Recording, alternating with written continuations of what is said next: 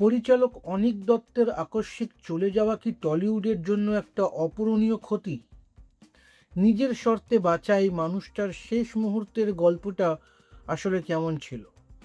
হুট করে এই খবরটা এলো। বুধবার সকালে হিন্দুস্তান পার্কের একটা বাড়ির ছাদ থেকে পড়ে গিয়ে মৃত্যু হয়েছে আমাদের সবার পরিচিত স্পষ্টবক্তা পরিচালক অনীক দত্তের।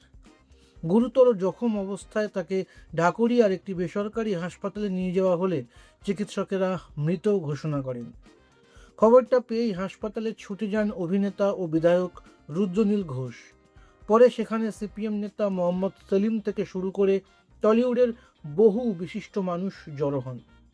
পুলিশ এসে অনীকবাবুর প্রাক্তন স্ত্রীর বাড়ির ছাদ থেকে একটি ডায়েরি বা ম্যাগাজিনের ভেতর থেকে একটা সুইসাইড নোট উদ্ধার করেছে, যেখানে লেখা রয়েছে, আমার মৃত্যুর জন্য কেউ দায়ী নয়।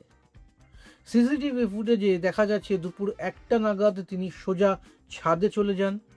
আপাতত অস্বাভাবিক মৃত্যুর মামলা রুজু করে তদন্ত করছে পুলিশ ও ফরেন্সিক দল।